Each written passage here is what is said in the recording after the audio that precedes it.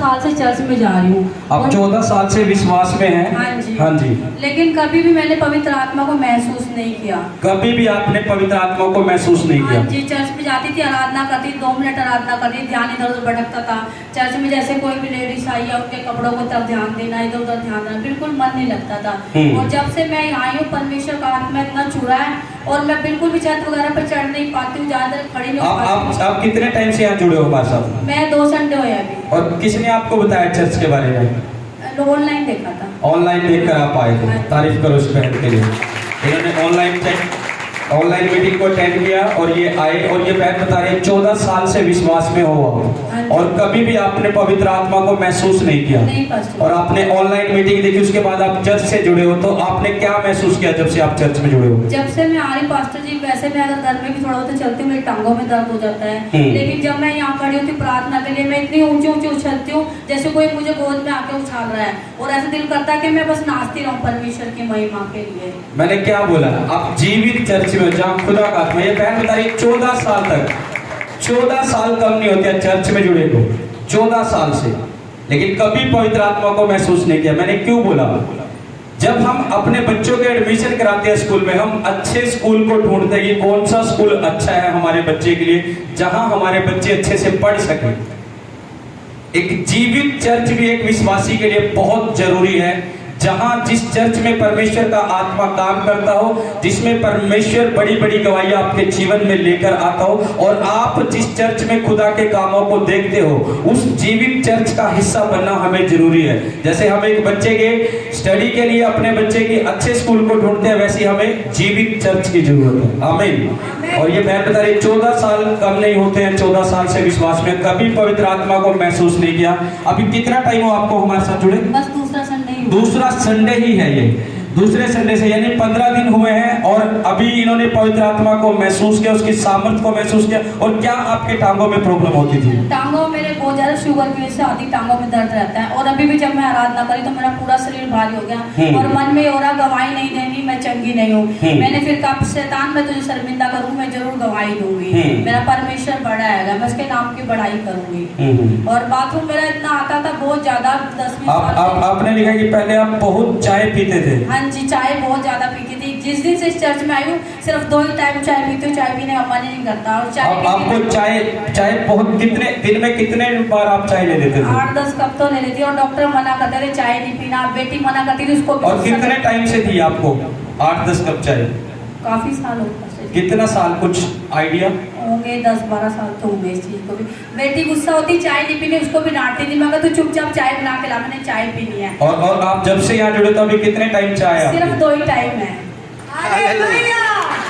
यहाँ शैतान की बैंड बजती है जब यहाँ आप बैठते हो और आराधना करके जाते हो। जरूरी नहीं है चाय पीना कि लोगों को लगता होगा कोई बात नहीं, चाय तो पीते थे 8-10 बार। हर एक चीज के पीछे जो आपसे ज्यादा अवर चलती है, एक स्पिरिट का काम होता है जो आपको वो चला रही है। ये बहन बता रही है 8 से 10 बार चाय लेना कम नहीं है। और जब से यहाँ जुड़े हैं, अभी मन करता है चाय पीने का? नहीं, अभी 2 ही बार ले रहे हो? 2 बार भी जबरदस्ती पीती हूँ। ओह जीसस, वो स्पिरिट छोड़ के जा चुके जो उनके पीछे थी, जो बार बार चाय की ओर लेकर जाती थी।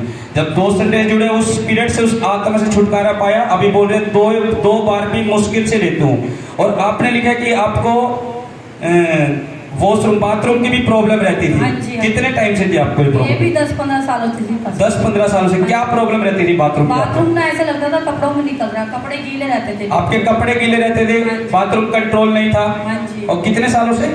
10-15 साल। 10-15 सालों से ये प्रॉब्लम थी। आपने मेडिसिन ली इसकी? बहुत ज्यादा। तो क्या फर्क लगा आपको मेडिसिन बस से? डॉक्टर दवाई देते थे, मैं खा के सो जाती थी, जितनी देर सोती थी उतनी देर बंद रहता था, फिर वही हाल हो जाता था। और फिर क्या हुआ? फिर आपने एक दिन प्रार्थना करी जब मैं आई, वो 3 दिन की मीटिंग में आपने मैंने प्रार्थना करी। मैंने आपसे बोला पास्टर जी ये दिक्कत है, आपने बोला आप आजाद हो रहे हो। और शुक्रवार में मैंने आपसे बताया कि मैं प्रार्थना करी थी, जैसे कोई कैंची चुभोता है, ऐसे मेरे पेट पे कोई चीज चुभी जाके, और मेरे को एकदम हुआ पता नहीं, मैंने सोचा कोई बच्चा कर रहा है ये हरकत, मैंने आँख खोल के देखा तो कुछ नहीं था। फिर मैंने जाकर अपनी बेटी को बताया, मैंने कहा आज परमेश्वर ने मुझे आजाद किया, आज मुझे किसी चीज ने छुआ है, आज मैं आजाद हो गई हर एक बीमारी से। और अभी बाथरूम की प्रॉब्लम जो थी? बाथरूम वैसे तो ज्यादा आ रहा है, लेकिन कपड़ों में नहीं निकलता। पहले कंट्रोल नहीं था, अब कंट्रोल में है। हाँ जी। और पास्टर जी जी 2 गवाहियां और है। हाँ आपने जी। बोला था शुक्रवार में कि आपकी प्रार्थनाओं का समय बढ़ रहा है। मैं प्रार्थना करती थी तो प्रार्थना करने बैठती तो थी, लेकिन प्रार्थना करने का मन नहीं करता था। छोटी सी प्रार्थना करती थी, उठ जाती थी। अभी जब से हम यहाँ से गए हैं, परसों भी हमने 6:30 बजे से प्रार्थना करी, रात के 9:30 बजे तक पता ही नहीं चला कैसे आराधना प्रार्थना की है। इतनी ज्यादा प्रार्थना बढ़ रही है। बाप को देखोगे तो बच्चे वैसे ही बन जाएंगे। बाप के शब्दों को फॉलो करोगे तो बच्चे कामयाब हैं। हालेलुया। और ये बहन बता रहे 10-15 साल से बाथरूम कंट्रोल नहीं होता था, लेकिन जैसे ले हैंड हुआ अभी कंट्रोल में है। कोई कपड़े गीले नहीं होते अभी आपके? नहीं पास्टर। अभी कंट्रोल में है। हाँ जी। तारीफ करो इस। हाँ जी जी।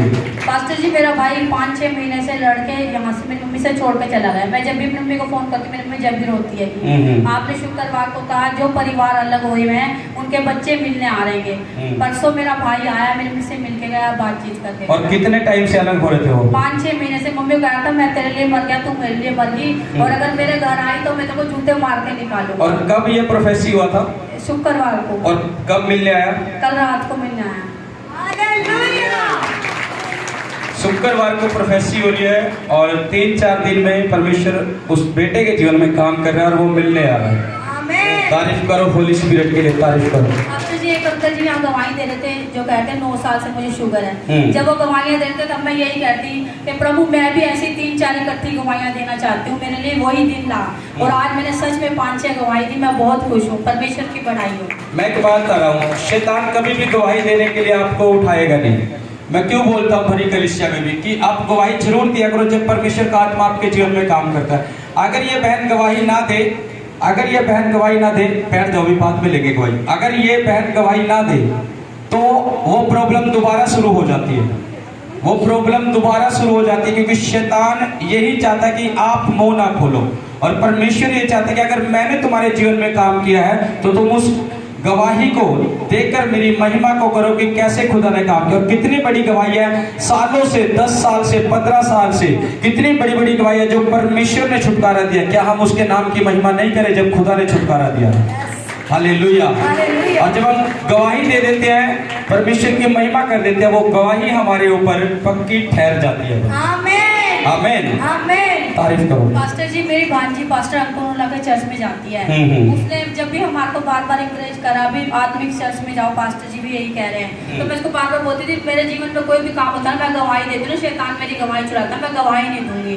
वो मेरे को कह रही तूने गवाही परमेश्वर को बड़ा करना है, तूने देनी है जरूर गवाही। मैंने बोला अभी भी बहुत काम कर रहा है। पास्टर जी ने एक प्रोफेसी करी है, मेरी बेटी को बताई है, अभी नहीं मैं बताऊंगी, जब पूरी हो जाएगी तब बताऊंगी।